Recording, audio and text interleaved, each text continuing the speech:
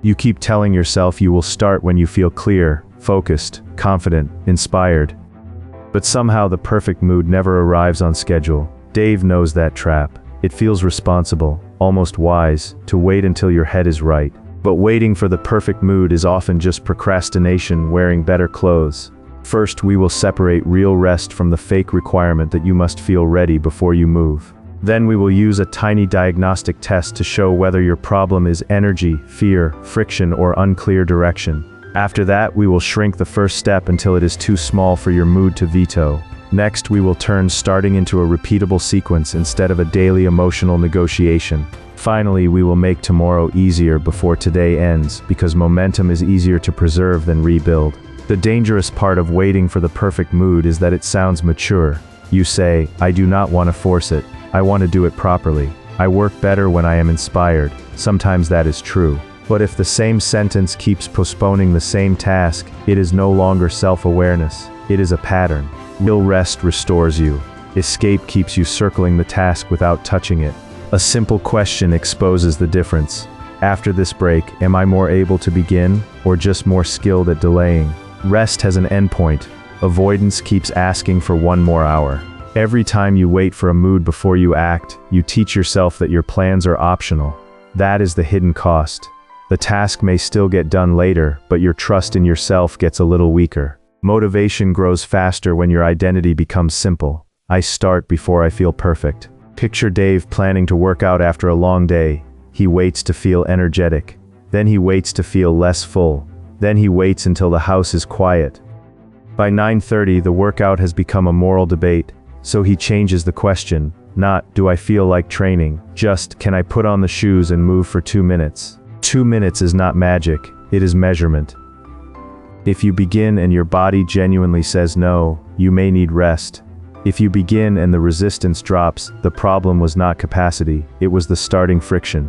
If you begin and still feel lost, the problem is not mood, it is unclear direction. The common mistake is asking your mood for permission before giving your system any evidence. You check how you feel while sitting still, surrounded by distractions, imagining the whole mountain. Of course it feels heavy. Start with one pebble, then ask again. If one idea has already made starting feel less mysterious, save this and send it to someone who keeps waiting to feel ready. Not as pressure but as a reminder. Readiness often arrives after the first honest move. Most people do not fail because the goal is impossible. They fail because the first step is secretly the whole project. Write the chapter, clean the house, fix my life, get in shape.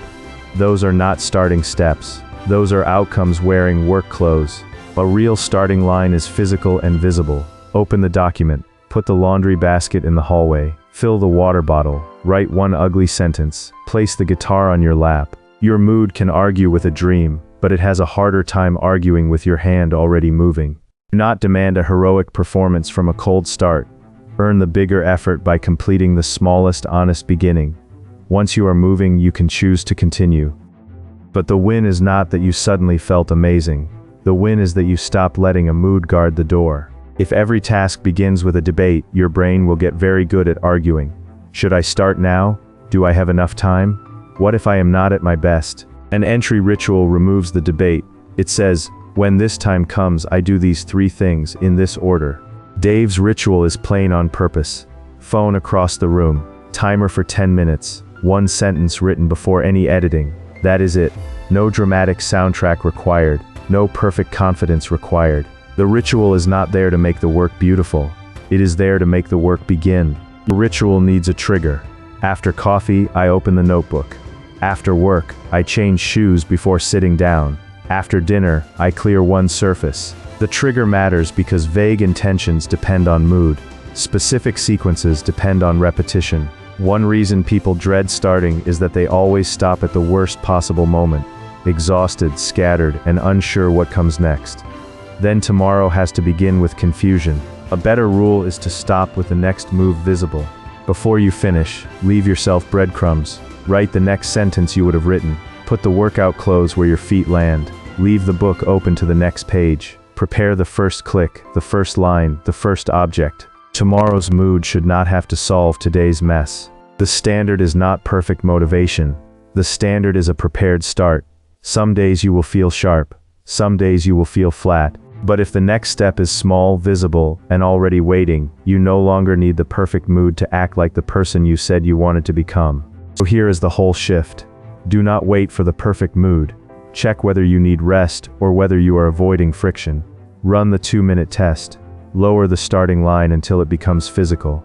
Use an entry ritual so you stop renegotiating. And before you end, prepare the next start. That is how you turn motivation from a weather report into a system. For the next 24 hours, choose one task you have been waiting to feel ready for. Do not complete the whole thing. Just create the smallest honest start and do it before your mood gets a vote.